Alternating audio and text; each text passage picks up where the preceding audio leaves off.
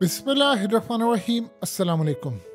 आप अंदाज़ा कीजिए कि आज इजराइल में उनके आर्मी चीफ, डिफेंस मिनिस्टर और नेतन्याहू, इनके पैरों तले ज़मीन निकली हुई है, क्योंकि जो हकीकत टीवी ने आपको उस दिन खबर दी थी अब वो पूरी दुनिया में छा गई है। अमेरिका ने ऐलान कर दिया है, क्योंकि फौजें इस वक्त तैयार हो गई हैं, फोर्सेस यानी तैयार हैं इस वक्त नेतन्याहू को गिरफ्तार करने के लिए 123 ममालिक में।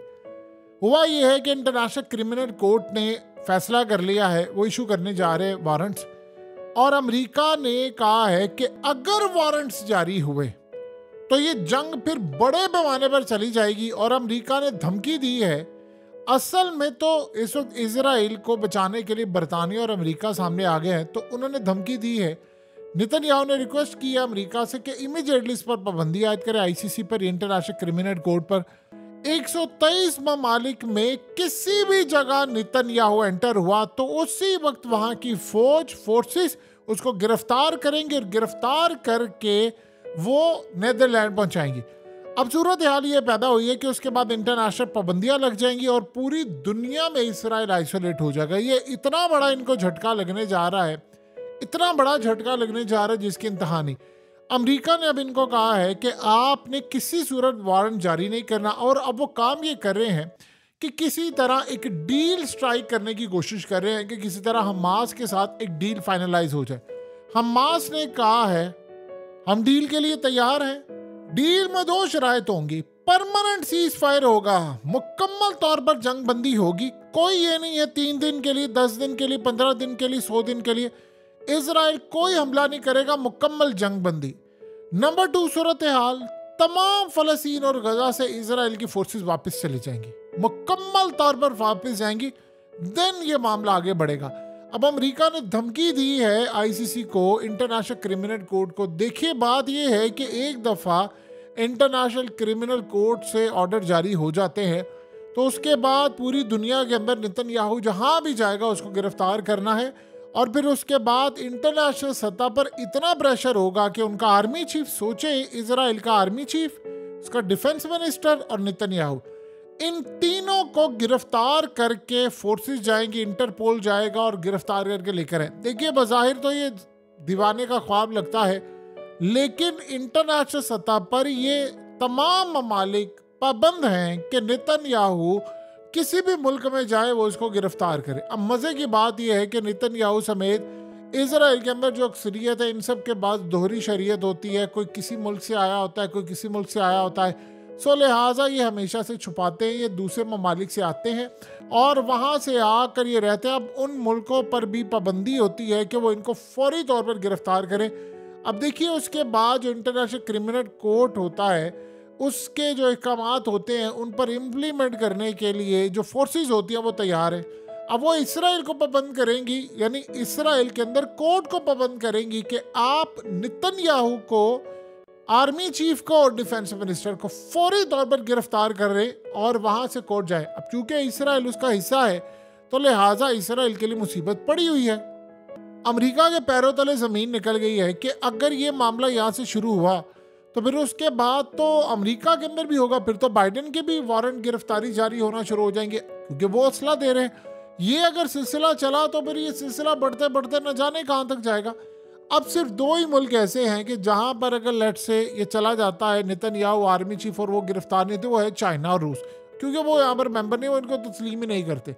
अब इंटरनेशनल सतह पर नेतन्याहू के लिए मसला ये पैदा होगा कि बड़े बड़े ममालिक आइसोलेट कर देंगे इसराइल को, और इसराइल के लिए इतनी बड़ी तबाहकुन सूरत हाल होगी कि फिर ये बच नहीं पाएंगे। जैसे एंथनी ब्लिंकन से अब सवाल पूछा गया कि भाई आप लोग इस वक्त, यानी वो कह रहे हैं जाकर के चाइना को कि चाइना ना दे पैसा, चाइना ना मदद करे रूस की कि वो यूक्रेन में जाकर हमला करे, तो आप लोग इसराइल में क्या कर रहे हैं? आप लोग भी तो वो यही काम करे, तो उसकी बोलती बंद है। अब दुनिया के अंदर मामला इतने खराब हुए पड़े हैं कि इनसे मैनेज नहीं हो रहे। यहाँ लड़ाई की सूरत हाल ये पैदा हो गई है कि पूरे इसराइल में सब पैनिक फैला हुआ है। आप सोचे ना, किसी भी मुल्क का आर्मी चीफ, यानी वो ट्रेवल ही नहीं कर सकता, अब वो किसी भी मुल्क में नहीं जा सकता, वहां पर उसको गिरफ्तार कर लिया जाएगा। डिफेंस मिनिस्टर, देखिए 100 दफा इसराइल के डिफेंस मिनिस्टर ने जाना होता है दूसरे ममालिक में, यूरोप में जाना है, कनाडा में जाना है, बरतानिया जाना है, हर जगह जाना, वो जहां पर जाएगा उसको फौरी तौर पे एयरपोर्ट पर लैंड होते गिरफ्तार करना। अगर वो नहीं करेंगे तो फिर इनको जवाब देना पड़ेगा। असल में तो वो धमकियां दे रहे हैं अमेरिका इस वक्त इंटरनेशनल कोर्ट को कि भाई अगर आपने ये रवैया ना बदला तो फिर तबाही होगी। अब आप ये सोचिए ज़रा कि इस वक्त अमेरिका कह रहा है कि हम बहुत ज़्यादा परेशान है कि अगर आईसीसी यानी इंटरनेशनल क्रिमिनल कोर्ट ने अरेस्ट वारंट जारी कर दिए इजराइल के, तो आप बताइए असल में उसके बाद हालात ये पैदा हो जाएंगे कि कोई भी मुल्क इजराइल को तस्लीम नहीं करेगा। जो ये मुस्लिम कंट्रीज बैकडोर चैनल से बड़ी कोशिश कर रही है कि इजराइल को तस्लीम करें, वो सारे का सारा मामला खटाई में पड़ जाएगा। क्योंकि जिन मुल्कों के अंदर तस्लीम कर रहे हैं उन मुल्कों को भी पाबंद किया जाएगा कि आपने नेतन्याहू को गिरफ्तार करके हमें यहाँ पर पहुंचाना है उसको। अब जैसे ये मामला जारी है, एक तरफ इसराइल कोशिश ये कर रहा है क्योंकि डील हो जाए, इन्होंने डील शील कोई नहीं करनी। देखिए 3 एंटी टैंक मिसाइल इस वक्त फायर हुए हैं और इस वक्त यानी लड़ाई शुरू हो गई है लिबनान की साइड से और इसराइल की फोर्सेस से। रॉकेट वार्निंग सायरन जो हैं वो पूरी तरह इस वक्त फायर किए जा रहे हैं। सो लड़ाई इस वक्त इतनी ज़्यादा हो चुकी है, ब्लिंकन कहता है जी वो हमास की डील हो जाएगी। चाइना असल में बज़ाहिर तो इसका हिस्सा नहीं है, लेकिन वो खुश है बहुत ज़्यादा कि नेतन्याहू को गिरफ्तार होना चाहिए। अब इंटरनेशनल सतह पर इतना ज़्यादा प्रेशर बढ़ता है कि बड़ी बड़ी कंपनी जो होती हैं वो इन्वेस्टमेंट नहीं कर पाती। जब किसी भी मुल्क के अंदर ऑर्डर जारी होते वहाँ पर क्यास होता है। आप अंदाज़ा कीजिए ना कि इजराइल की स्टॉक मार्केट इस वक्त क्रैश कर रही है।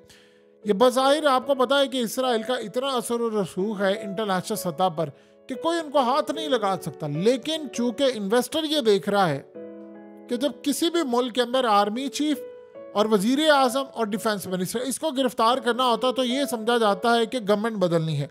और इसराइल पर इतना प्रेशर है कि इसराइल की इस्टेब्लिशमेंट अब ये समझ रही है कि अगर हम इन तीनों से जान छुड़ा लें, वजीर दिफा से, डिफेंस मिनिस्टर से, उनका आर्मी चीफ और नेतन्याहू, अगर हम इनकी कुर्बानी दे दें तो सारे के सारे अभी तक इसराइल पर जो दाग लगे हुए हैं वॉर क्राइम्स के कि जी इन्होंने इतना काम किया और इंटरनेशनल कोर्ट से हुआ, अगर हम तीनों की कुर्बानी दे दें तो हम दुनिया को ये कहेंगे कि असल में इसराइल का इस वक्त जो बदनामी दुनिया में हो रही है वो इन 3 लोगों की वजह से थी।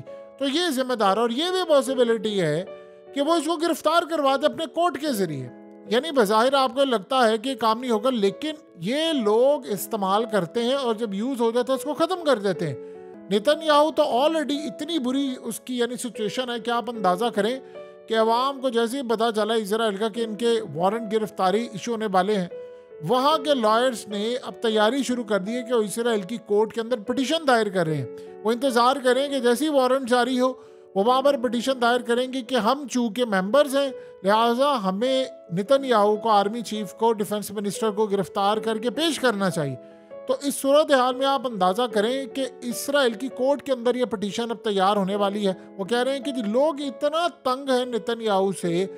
देखिए 15 लाख लोग इजरायली जो मुल्क छोड़कर गए हैं वो बिजनेस वहाँ कर रहे थे, उनकी इन्वेस्टमेंट थी, बाहर थी, वो उनको समझ नहीं आ रहा कि हमारा मुस्तकबिल क्या है।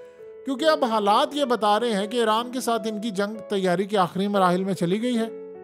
क्योंकि अगर कोई दुनिया में ये समझता है कि ईरान एटमी ताकत बन जाएगा और ये चुप करके बैठे रहेंगे तो ऐसा हो नहीं सकता। कोई अनहोनी हो जाए तो एक अलग बात है, लेकिन बज़ाहिर ऐसा होता हुआ नजर नहीं आ रहा। सो अब वहाँ पर लोग इतना परेशान है, वो नेतन्याहू के घर के बाहर है कि भाई तू रिजाइन कर, निकल यहाँ से। वो इतनी नफरत उससे कर रहे हैं। और जो फैमिलीज हैं असल में उन्होंने इतना प्रेशर डाला हुआ है नेतन्याहू पर कि हमें इस चीज़ की कतन कोई परवाह नहीं, तुम्हारा बेटा मियामी बीच पर लड़कियों के साथ इंजॉय कर रहा है और हमारे फौजी यहाँ पर मारे जा रहे हैं। और सबसे बड़ा एक अजीब मसला पैदा हुआ है कि इसराइल के फौज बहुत ज़्यादा उनमें कमी आ गई है। देखिए जो नए लोग हैं वो भर्ती नहीं हो रहे फौज के अंदर, क्योंकि सबको ये पता ये चल रहा है कि जी पहले तो ये बड़ा दावा करते थे जी फौज हमारी ऐसी है फलाना, अब उनको ये पता चल गया कि नई फौज में भर्ती नहीं हो रही। सबसे पहला ये झटका उनको लगा है क्योंकि उनको ये लगता है कि इसराइल की फौज निकम्मी है। देखिए आप 205 दिनों में अपने कैदी बाजियाब ना करवा लें, दुनिया की तमाम एड आपके पास हो, टेक्नोलॉजी आपके पास हो, पैसा आपके पास हो, हथियार हो, ताकत हो, दुनिया की सपोर्ट हो, और अब तो ईरान ने भी ऐलान कर दिया कि 10 ममालिक हमारे साथ यानी गद्दारी कर रहे थे। मुस्लिम कंट्रीज जाहिर सी बात है उसमें सारे फहरिस्त हैं जो इसराइल की मदद कर रहे थे। तो आप बता दें ना कि सारी सूरत हाल में किस लेवल पर जाकर इसराइल की मदद हो रही है, उसके बावजूद वो कह रहे हैं कि इतनी टेक्नोलॉजी होने के बावजूद वो कैदियों को रिहा नहीं करवा पाए, तो लोग असल में गुस्से में हैं। अब ये जो वारंट इशू होने हैं, इसके बाद आप देखिएगा कि इंटरनेशनल सतह पर नेतन्याहू के खिलाफ जो कैंपेन चलेगी, जिसको वो रोकना चाह रहे हैं, वो फ्यूल मिलेगा उसको, वो आउट ऑफ कंट्रोल हो जाएगी। और सबसे बढ़कर फिर वो मुस्लिम कंट्रीज जो हैं उनके ऊपर ये मामला हो जाएगा कि उनके ममालिक में अगर इसराइल का वजीर दिफा है, उनके डिप्लोमेट्स हैं, या उनका आर्मी चीफ है, या नेतन्याहू या कोई और हो, तो उन पर पाबंद है कि वो असल में गिरफ्तार करके दे। और उन पर लाजिम है अथॉरिटीज़ पर कि वो तमाम ममालिक से राब्ते करके ख़ास तौर पर इसराइल के अंदर से इनको गिरफ्तार करके लेकर आए। देखिए, अगर वो लट से गिरफ्तार नहीं होते, लेकिन सबसे बड़ी बात यह है कि क्या इनको टिकने दिया जाएगा, यानी अगर वो इनकी कुर्बानी दे दें। असल में अमेरिका चाहता क्या है? अमेरिका असल में कहीं ना कहीं इसको इस्तेमाल कर रहा है, ये इसराइल को लग रहा है। वो ये समझता है कि असल में इसमें प्रेशर डाला जा रहा है, क्योंकि कई दफ़ा उन्होंने कहा है कि आप अपनी इस लड़ाई को पोस्टपोन कर दें, और ये जो लड़ाई आपने जो भी लड़नी है इसको नवंबर के बाद कर लें, इंतखाब हो जाए। और इंतखाब की तो हालत ये है कि CNN ने हालिया जो सर्वे बताया, पता ये चला है कि बाइडन उसमें कब्र में जा रहा है, यानी वो नहीं जीत सकता। और उन्होंने कहा है कि अमेरिका की तारीख का सबसे ज़्यादा लीस्ट पॉपुलर बंदा है ये, यानी इससे ज़्यादा अमेरिकी नफरत किसी से नहीं करते, इतना डम है। और आप देखिए, एस्टैब्लिशमेंट की हमेशा चॉइस याद रखिएगा, निकम्मे, निकट्टू, करप्ट 2 नंबर लोग होते हैं। और वहाँ की एस्टैब्लिशमेंट दुनिया की सबसे गंदी एस्टैब्लिशमेंट है, उन्होंने हमेशा ऐसे लोग चूज करते हैं।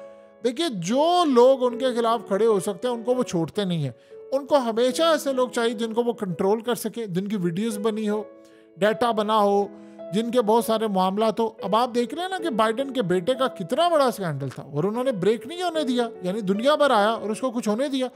यही वो चीज़ है, उनको चाहिए क्या, एक ऐसा पपेट चाहिए ना, बाइडन जैसा एक पपेट जो असल में खुद कुछ भी ना करे, जिसको ये ना याद हो उसने किस कमरे में जाना है। सो असल में ये वजह होती है कि वो इसको इस्तेमाल करते हैं।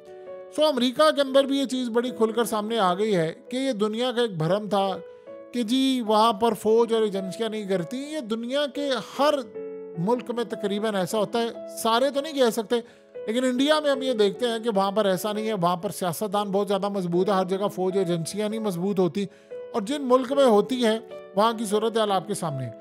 सो अब सूरत हाल ये पैदा हुई है कि इन ममालिक पर भी ये डील नहीं हो पाएगी। एक तो नेतन्याहू के साथ ये सबसे बड़ी बात होगी, अरेस्ट वारंट इशू होने के बाद इन्वेस्टर यहाँ से भाग जाएगा, जिस मुल्क में भी जाएंगे ये गिरफ्तार होगा।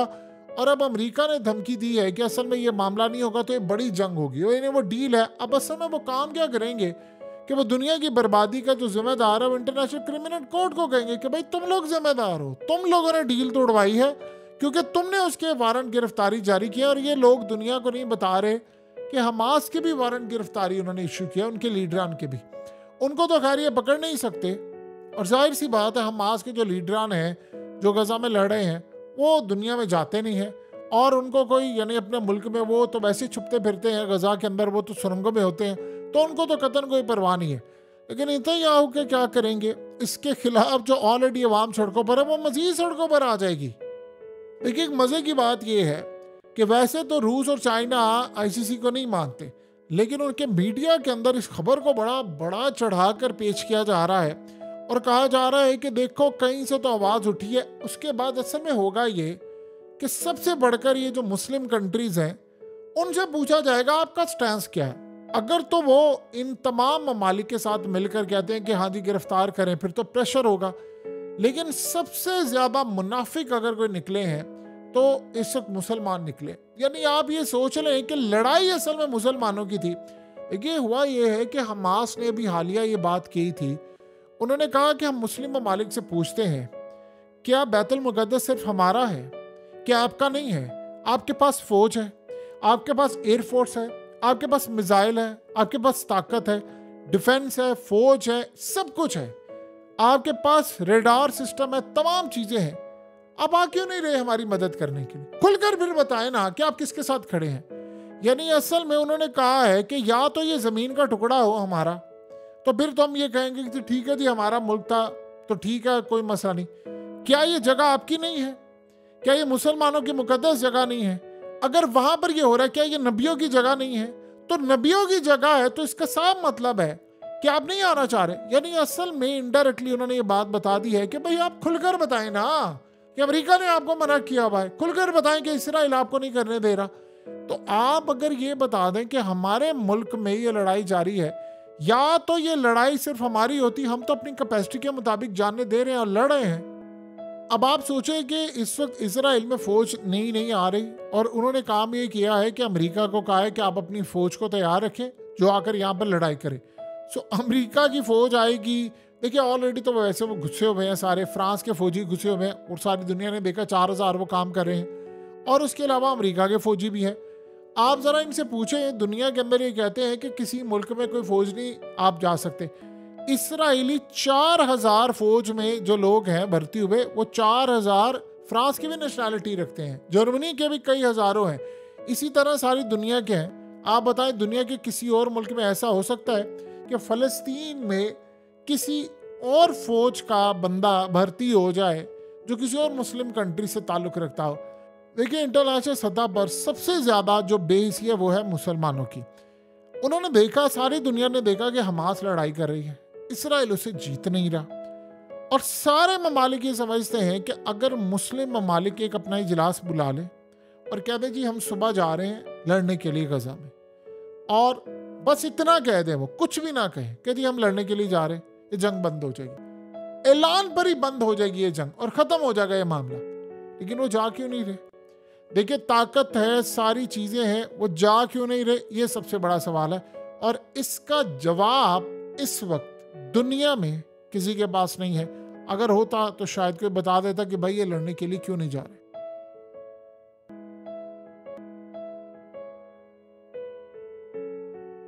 हकीकत टीवी को सब्सक्राइब करना मत भूलें, वीडियो को लाइक करें, शेयर करें और कमेंट सेक्शन में अपनी राय का इजहार ज़रूर करें।